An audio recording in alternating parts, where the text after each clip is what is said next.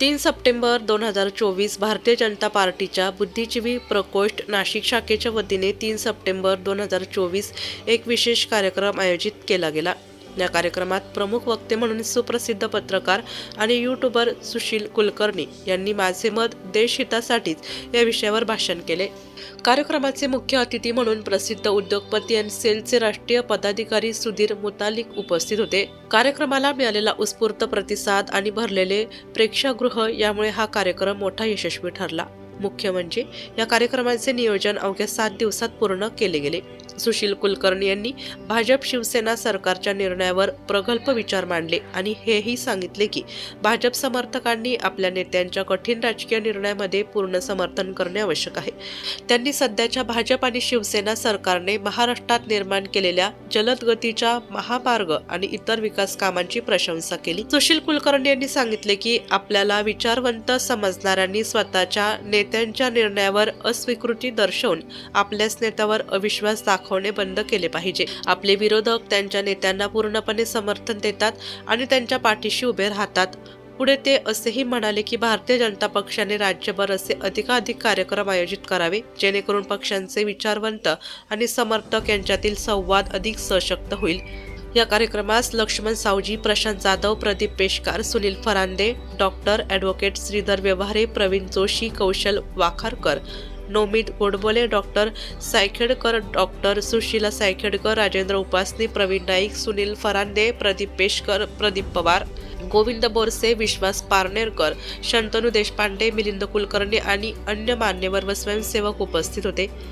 खर तर बुद्धिजीवींचा एकत्रित येऊन संवाद होणं आणि सगळ्यात मोठी गोष्ट आहे त्याविषयीच्या ज्या चर्चा, प्रवाद ज्या सगळ्या सुरू असतात त्यावर स्वतःच्या मताचं स्पष्टीकरण होणं, शंकांचं निराकरण होणं यासाठीची एक सततची प्रक्रिया चालू राहिली पाहिजे आणि ती प्रक्रिया चालू आहे याचा आनंद आहे। ती प्रक्रिया सुरू होते आहे, लोक बोलतायत, आपल्या शंकांचं निराकरण करून घेत आहेत। ही नाशिक पासून सुरू झालेली प्रक्रिया संपूर्ण महाराष्ट्रात झाली पाहिजे, कारण नॅरेटिव्हच्या लढाईमध्ये ज्या स्वरूपात खोट्या गोष्टी पसरवून अक्षरशः मतविभागणी करणे आणि राजकारणाचा खेळखंडोबा करण्याची प्रक्रिया जी सुरू आहे, रोज सकाळी उठायचं, 9चा भोंगा लावायचा आणि त्या भोंग्यातून रोज 2 गोष्टी खोट्या महाराष्ट्रासमोर सांगायच्या, त्या सगळ्या खोट्या गोष्टीचं चिरफाड होणं आवश्यक आहे आणि त्यासाठीच्या अशा कार्यक्रमांना लोकांनी येणं सुद्धा आवश्यक आहे। या कार्यक्रमाकडे खूप सकारात्मक अर्थाने आपण बघूया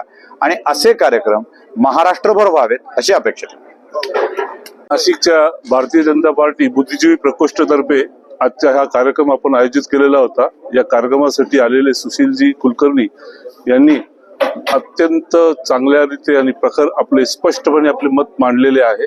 या कार्यक्रमातून संपूर्ण हिंदू समाजाने कमीत कमी जागृत होऊन जास्तीत जास्त मतदान कसे करता येईल याच्यावरती लक्ष द्यावे, आपले वैयक्तिक कार्यक्रम बाजूला ठेवावे, आपले दूर असलेले नातेवाईक त्यांना मतदानासाठी बोलवावे हे सगळ्यांना सांगितले। जात पात सगळ्यांनी विसरावी आणि हिंदू फक्त एवढं बघूनच आपण मतदान करावं असं आवाहन सगळ्यांना केलेलं आहे। आम्ही पण नाशिक महानगरच्या वतीने आवाहन करतो की येणाऱ्या विधानसभेच्या इलेक्शन मध्ये आपण सर्वांनी एकत्रितरित्या येऊन जास्तीत जास्त मतदान करूया असं आवाहन सगळ्यांना करतो। धन्यवाद, थँक्यू। आपण सर्वांनी या कार्यक्रमाला प्रतिसाद दिल्याबद्दल आपले खूप खूप धन्यवाद, थँक्यू व्हेरी मच। हा देश उभा करायचा असेल तर आपल्या विचाराची माणसं हा देश चालवायला असलीच पाहिजे हे ज्याला कळतं तो बुद्धिजीवी आहे। तर या प्रकोष्ठमध्ये सहभागी व्हा आणि या देशाला वाचवण्यासाठीची प्रक्रिया आजपासून सुरू करा, आत्तापासून सुरू करा। एक मत जमा करा, वाटलं तर याला धर्मयुद्ध म्हणा आणि हे धर्मयुद्ध जिहादच्या विरुद्ध तुम्हाला लढावं लागणार आहे। हिंदू धर्म वाचवायचा असेल, शक्तिशाली करायचा असेल तर आपल्याच माणसांना पुन्हा सत्तेत बसवणं आवश्यक आहे। हे हिंदुत्वाचं काम म्हणून करा आणि सगळ्यात मोठी गोष्ट, कोणी ब्राह्मण असतील तर कृपया जात विसरून जा आणि स्वतःला हिंदुत्वामध्ये मर्ज करा। वनवास तेव्हाच संपेल जेव्हा तुम्ही या महानगरात समाविष्ट व्हाल। रामाची कथा जाता जाता सांगतो, शेवटची कथा ती असेल आणि तिथे माझं भाषण थांबेल। रामाचा काळ संपला होता, काम संपलं होतं, काळ बोलवायला आला होता. आणि त्यावेळी काळानं प्रभू रामचंद्राच्या समोर एक अट ठेवली होती. आपण बोलत असताना मध्ये कोणी आलं नाही पाहिजे. आलास तर त्याला मृत्यूदंड द्यायचा असं वचन प्रभू मला द्या, मग मी बोलायला सुरू करतो. प्रत्यक्ष काळ असल्यामुळं रामचंद्रांनी तो शब्द दिला. काळाच्या आणि रामचंद्रांच्या गप्पामध्ये व्यत्यय येऊ नये यासाठीची कठीण भिंत कोणती असेल तर ती लक्ष्मण असेल. म्हणून लक्ष्मणाला बाहेर उभं.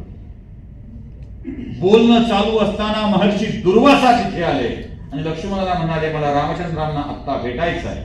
लक्ष्मण म्हणाला, महर्षी मी आपली सेवा करतो, मी रामाचा छोटा भाऊच आहे, दशरथ नंदन आहे, वाटेल ती सेवा करायला तयार आहे. प्रभू रामचंद्र काही क्षणासाठी व्यस्त आहेत, ते मोकळे झाले की मी तुम्हाला त्यांच्या समक्ष नेतो किंवा त्यांना आपल्या समक्ष आणतो, कृपया म्हणता. महर्षी दुर्वासा ते म्हणजे भेटेल तर आत्ताच. प्रकोष्ठतर्फे आपण हा आजचा कार्यक्रम अरेंज केलेला. सुशीलजींना मी थोडक्यात एक फक्त बुद्धिजीवीचं थोडंसं एक सांगतो की आमच्या ग्रुपमध्ये विविध नामवंत उच्च पदस्थ वेगवेगळ्या सेक्टर्समधले असे आपण एकत्रित आलो. त्याच्यामध्ये डॉक्टर्स आहे, ॲडव्होकेट आहे, आर्किटेक्ट्स आहे, PhD होल्डर्स आहेत, सायंटिस्ट आहेत, त्याच्यानंतर प्राध्यापक आहेत, एज्युकेशनल इन्स्टिट्यूटचे पदाधिकारी आहेत, मुख्याध्यापक आहेत, प्राध्यापक आहेत आणि असे विविध स्तरातील सगळे लोक एकत्र आणून आजचा आपण हा कार्यक्रम आणि असं कार्य आता नुकतं सुरू करून तुमच्या माध्यमातून आमचा आजचा कार्यक्रम आम्ही सुरुवात करतो. अनेक ज्येष्ठ नागरिक, अनेक विविध संस्था, औद्योगिक संस्था, औद्योगिक प्रतिनिधी असे सगळेजण यामध्ये पार्टिसिपेट राहतात, ॲक्टिव्ह आहेत आणि खूप जोराने काम करतात. त्यांचं मार्गदर्शन आम्हाला सातत्याने मिळतच राहते. तर अशा या माध्यमातून आम्ही विविध विषयांना हात घालतोय.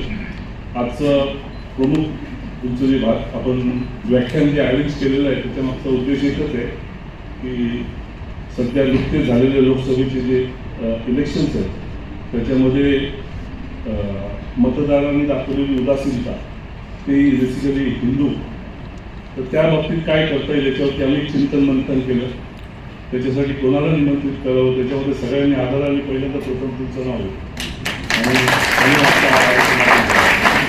या माध्यमातून आम्ही समाजामध्ये जागृती करत आहोत आणि जास्तीत जास्त मताधिक्य मिळावं आणि मतदान वाढावं यासाठी आम्ही प्रयत्नशील आहोत. आजही राहू आणि उद्याही राहू त्याची गॅरंटी देतो. असे विविध शृंखला यानंतर सुद्धा अरेंज केले जाते आणि ही सातत्याने पुढे चालू करण्याची आमची जिवंत जीवन व्यवहारी जगतो सेवेच्या श्वासावर होतसे पुरुषार्थ. जगती हाच खरा पुरुषार्थ, जगती हाच खरा पुरुषार्थ. जगेल अवयव का शरीराविना, घटक जगे का समाज सोडून. या तत्वाने जगतो जीवन समाज सारा, कुटुंब गणले सोडून या निस्वार्थ. जगती हाच खरा पुरुषार्थ, जगती हाच खरा पुरुषार्थ. नाशिक लोकशाही न्यूज ब्युरो रिपोर्ट, नाशिक.